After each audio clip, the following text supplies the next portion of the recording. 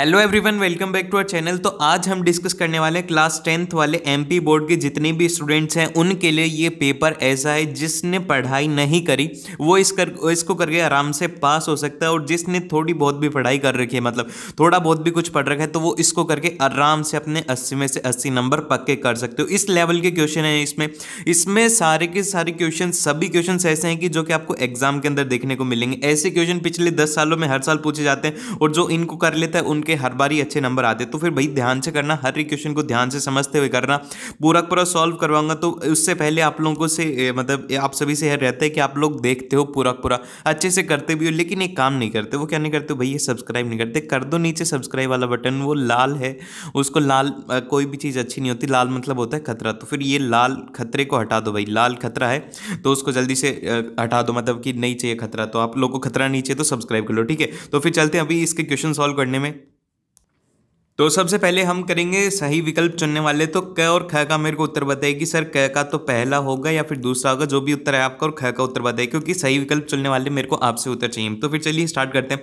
अब बात करें इंग्लिश मीडियम वाले बच्चे, इंग्लिश मीडियम वालों बच्चों के लिए यहाँ पर पहले ही पेपर अपलोड कर दे, इससे जस्ट पहले वाला पेपर इंग्लिश मीडियम वाले, तो वो जा करके देख सकते हो। अब हम करते हैं इसके प्रश्न। तो सबसे पहला है यहाँ पर, लोहा चूर्ण एवं तनु हाइड्रोलिक अम्ल डालने से क्या होगा। देखो यहाँ पर HCl डालने की बात करी जा रही है, मतलब हाइड्रोलिक अम्ल की। तो अब क्या होगा, इसमें हाइड्रोजन गैस एवं आयरन क्लोराइड बनना है। हाँ, एकदम से सही बात है। अब ये कैसे कर सकते हो भाई, ये HCl है, HCl के साथ में क्या डालेंगे भाई, Fe मतलब लोहा, लोहे को डालेंगे तो क्या करेगा वो, इसको हटाएगा ही तो सही, हाइड्रोजन को हटा देगा, और उसके साथ में क्या बना लेगा, ये बना लेगा FeCl बना देगा, ठीक है। तो ये बन गया, तो ये बनेगा इसके साथ में। तो इसका जो सही उत्तर रहने वाला है क वाले का एकदम से फर्स्ट, एकदम से सही है। जिसने भी करा है उसका एकदम से सही क्वेश्चन है, और जिसने नहीं किया अगले वाला कर लो, ठीक है। अब उसके बोला गया है कि पतले तारों में धातुओं को खींचा जा सकने की क्षमता कहलाती है। खींचे जाने की क्षमता को क्या कहते हैं, इसको क्या यहाँ पर तन्यता कहते हैं। तन्यता एकदम से सही भाई, पहला इसका हो गया। तो जिसने भी कराया उसको बहुत ही बढ़िया बात। अब चलते हैं नेक्स्ट प्रश्न पर।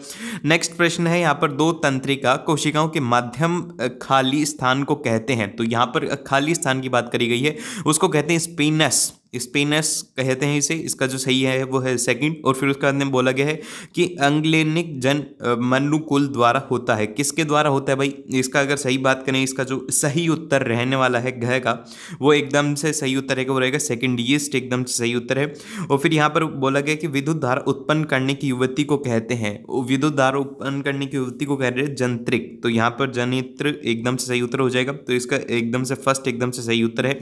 फिर चलते हैं नेक्स्ट प्रश्न के ऊपर, जो कि चय निम्न में से कौन सा आहार श्रृंखला का निर्माण करते हैं। तो अगर हम बात करें मतलब आहार श्रृंखला का, तो इसका मतलब क्या होता है कि पहले ये देखना इसमें कि एक दूसरे को खाएगा। मतलब ए मान लो कि बी को खाता है, ए क्या खाता है, बी ए को खाता है, फिर बी क्या खाएगा, वो खाएगा सी को। तो मतलब इसी तरीके से एक दूसरे को खाते हुए चलनी चाहिए। तो कौन सा हो सकता है, घास गेहूं, नहीं, एकदम से गलत है। घास गेहूं थोड़ी खाता है। अब यहाँ पर देखिए, घास को बकरी खाती है, और उसके साथ में उसको मानव, मतलब घास को मानव भी खाते हैं। तो ये एकदम से सही हो गया।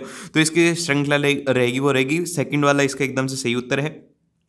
फिर बोला गया कि विश्व में सबसे तेजी से कम होने वाली प्राकृतिक संसाधन कौन सा है। सबसे कम होने वाला प्राकृतिक संसाधन की बात करें तो वो वन है, वन इसका एकदम से सही है। और आवतरण सारणी में आवतरणों की संख्या, तो यहाँ पर संख्या की बात करिए, कितनी संख्या है, 6 संख्याएं होती हैं।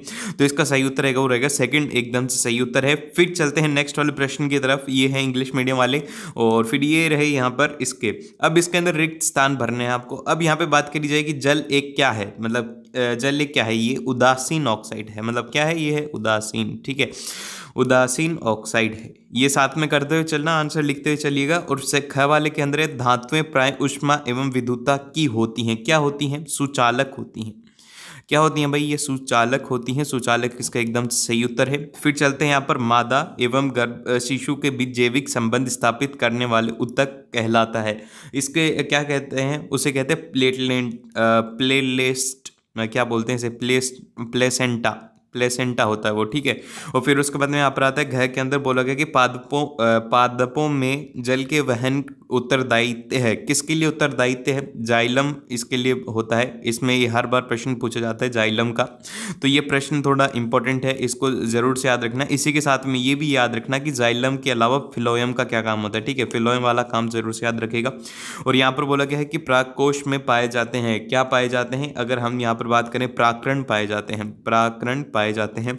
और फिर उसके बाद में यहाँ पर बोला गया कि अनुवांशिक के जनक हैं, किसके जनक हैं भाई, यहाँ पर बात करी जाए मेडल है, मेडल एकदम से सही उत्तर रहेगा। और फिर उसके बाद में यहाँ पर किसी तार की प्रतिरोधक उसकी लंबाई के कैसा होता है, समानुपाती होता है, मतलब समानुपाती होता है, इसका एकदम से सही उत्तर रहेगा समानुपाती। ठीक है। और फिर उसके बाद में यहाँ पर लास्ट वाला है जिसके अंदर है कि मस्तिष्क एवं मेजूर के तंत्र बनाते हैं, किसको तंत्र बनाते हैं, केंद्रीय तंत्र बनाते हैं इसे, तो इसका सही उत्तर ये रहेगा केंद्रीय तांत्रिक। ठीक है, तंत्रिका एकदम से सही उत्तर रहने वाला है। फिर उसके बाद में चलते हैं नेक्स्ट प्रश्न की तरफ, जो कि है हमारे सही जोड़ी का मिलान करना है। सही जोड़ी वाले प्रश्न कल आएंगे, कंफर्म आएंगे और एक एक नंबर के होंगे सारे के सारे, तो ध्यान से करिएगा इसे।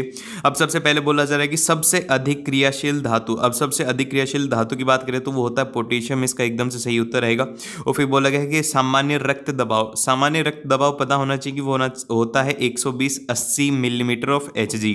और फिर यहाँ पर बोला गया पादप हार्मोन, तो यहाँ पर पादप हार्मोन की बात करें तो कौन सा होगा, इसमें होगा साइट्रोकिन, तो साइट्रोकिन इसका एकदम से सही उत्तर हो जाएगा। फिर चलते हैं सेकंड उत्पादन नियंत्रण, ये कौन करता है, ये टेस्टोस्टेरोन करता है। और इसमें एक और प्रश्न पूछा जाता है ओस्टेस्टेरोन, तो ये महिलाओं में होता है, मतलब कि मादाओं में होता है। और फिर उसके बाद में यहाँ पर चलते हैं कि तारों की टिमटिमाना, तारों का टिमटिमाना किसका संकेत है, यहाँ पर अगर तारों के टिमटिमाने का संकेत की बात करें तो ये यहाँ पर होता है वायुमंडल अपवर्तन। और फिर उसके बाद में लेंस की क्षमता क्या होती है, डायोप्टर में होती है भाई। और जरा दूरी दृष्टिकान को क्या कहते हैं, इसको कहते हैं यहाँ पर दिव्य फोकस लेंस। और यहाँ पर विद्युत विम्भारण, तो ये विद्युत विम्भारण की अगर बात करें तो ये क्या हो जाता है, वो हो जाता है वोल्ट, इसका एकदम से सही उत्तर है। फिर उसके बाद में चलते हैं यहाँ पर नेक्स्ट वाले प्रश्न की तरफ, जो कि है आप लोगों को एक वाक्य में लिखना है। तो एक वाक्य में बस सीधा बोला गया कि शुद्ध जल का पीएच का मान लिखिए, तो शुद्ध जल के पीएच के मान 7 होता है। और अब मेरे को बताइए कि अम्ल का क्या होता है, अम्ल का मान क्या होता है पीएच के। ठीक है, जल्दी से बताओ कि अम्ल का कहाँ से लेकर के कहाँ तक होता है। और फिर उसके बाद चलते हैं यहाँ पर 2 या 2 से अधिक धातुओं को ये संभागने को मिश्रण को क्या कहते हैं, धातु मिश्रण कहते हैं। फिर यहाँ पर गया हरे पौधे की पत्तियों में पाए जाने वाले वर्णन का नाम लिखिए, ये वाला जो प्रश्न है ये इंपॉर्टेंट है, इसको मार्क कर लो, ये वाला प्रश्न कल देखने को ही मिलेगा। इसमें जो होता है उससे कहते हैं क्लोरोफिल, इसका एकदम से सही उत्तर है। फिर उसके बाद आता है कि नर युग्मक एवं मादा युग्मक के संचालन को कहते हैं, क्या कहते हैं, निवेचन कहते हैं, क्या कहते हैं इसे, निवेचन, निश्चन कहते हैं इसे। ठीक है। और फिर उसके बाद चलते हैं नेक्स्ट प्रश्न की तरफ, और यहाँ पर बोला गया है निंग करधान वाले गुणसूत्र, तो यहाँ पर x और y रहते हैं, इसका x और y हो गया इसका उत्तर। फिर यहाँ पर लेंस की क्षमता का सूत्र लिखिए, तो अगर हम लेंस की क्षमता की बात करें, लेंस जो रहता है वो रहता है डायोप्टर में रहता है, डायोप्टर रहता है 1/, फोकल लेंस। ठीक है, तो ये हो गया, या फिर इसको ये लिख सकते हो कि डायोप्टर रहता है वो रहता है 1/मीटर। ठीक है। और फिर उसके बाद यहाँ पर बोला गया है कि निकट दृष्टिकोण को दूर करने के लिए कौन सा लेंस उपयोग में किया जाता है, तो यहाँ पर अवतल को यहाँ में लिया जाता है, अवतल इसका एकदम से सही उत्तर है। फिर यहाँ पर बोला गया कि विद्युत प्रतिरोधक का ऐसा ही मार्ग ओम होता है, क्या होता है, ओम। और इसको कैसे लिखा जाता है, इसको इस तरीके से लिखते हैं, इसको ऐसे लिखते हैं। ठीक है। और फिर उसके बाद में इसी तरीके से और प्रश्न है, ये है एक एक नंबर के प्रश्न, ये सारे मतलब 2-2 नंबर के प्रश्न है, इनको ध्यान से करते हुए चलिए।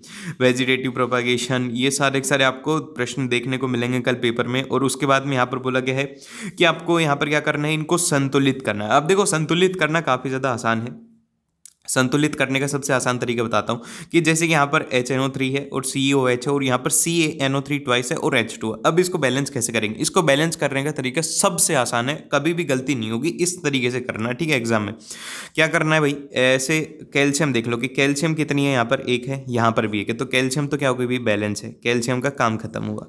फिर उसके बाद में दूसरे धातु को देखेंगे जो कि है नाइट्रोजन। नाइट्रोजन की अगर बात करें, इधर नाइट्रोजन कितनी है, वो है 2 और यहाँ पर कितनी है 1, तो हमने इसको लगा दिया, इसके आगे लगा दिया 2। ठीक है, क्योंकि बराबर हो गया।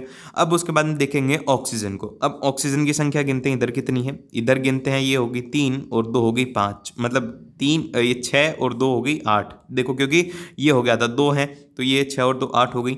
अब इधर देखते हैं, इधर कितनी है, इधर है 6 और इधर कितनी है भाई, 1 2 चाहिए, तो यहाँ पर 2 कर देंगे, 6 है तो 2 कर देंगे, तो यहाँ पर इसका आगे 2 कर दिया तो कितनी हो जाएंगी, 8 हो जाएंगी। तो क्या हुआ, ये क्या बन गई, ये बन गई 2HNO3 प्लस ऑफ यहाँ पर क्या बन गया CaOH का ट्वाइस, और ये इसके बराबर हो जाएगा CaNO3 का ट्वाइस और प्लस ऑफ यहाँ पर क्या आ जाएगा, वो आ जाएगा 2 टाइम्स ऑफ H2O। ठीक है।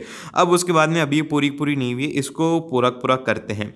अब करेंगे हाइड्रोजन को, यहाँ पर कितनी हाइड्रोजन हुई, यहाँ पर 2 और 2 4 हाइड्रोजन है, इधर की तरफ 4 है, इधर कितनी है, इधर भी 4 है, तो पूरी पूरी बैलेंस होगी। तो ये रहेगा, इसमें बस इसके आगे 2 लगाना है और इसके आगे 2 लगाना है और पूरा पूरा काम खत्म। इसी तरीके से बताओ कि भाई इसका क्या रहेगा, ख वाले का जल्दी से बताओ, इसका मतलब कि इनको करो संतुलित करके जल्दी से बताओ कि ख वाले का क्या उत्तर रहेगा। और इस तरीके से पूरा पूरा पेपर रहने वाला है। कल पेपर के अंदर अगर कोई भी डाउट हो कि सर ये वाला टॉपिक समझा दो, कमेंट बॉक्स के अंदर लिख दो कि सर ये वाले टॉपिक में दिक्कत आ रही है, या फिर ऐसे प्रश्न बताओ जो कि काफ़ी ज़्यादा इंपॉर्टेंट है। ये पेपर तो इंपॉर्टेंट है ही, उसी के साथ में अगर चाहते हो कि कोई और समस्या आ रही है तो वो आप बता सकते हैं। और उससे पहले अगर आप लोगों ने सब्सक्राइब नहीं किया तो क्या करो भाई, सब्सक्राइब कर दो और लाइक कर दो, क्योंकि आप लोगों के लिए, आप लोग भी काफ़ी ज़्यादा मेहनत कर रहे हो, मैं भी आप लोगों के लिए कर रहा हूँ, तो आप लोगों का भी फर्ज बनता है कि आप लोग जल्दी से लाइक करें, सब्सक्राइब करो। ठीक है, जल्दी से मिलते हैं नेक्स्ट वीडियो के अंदर किसी और टॉपिक के साथ में।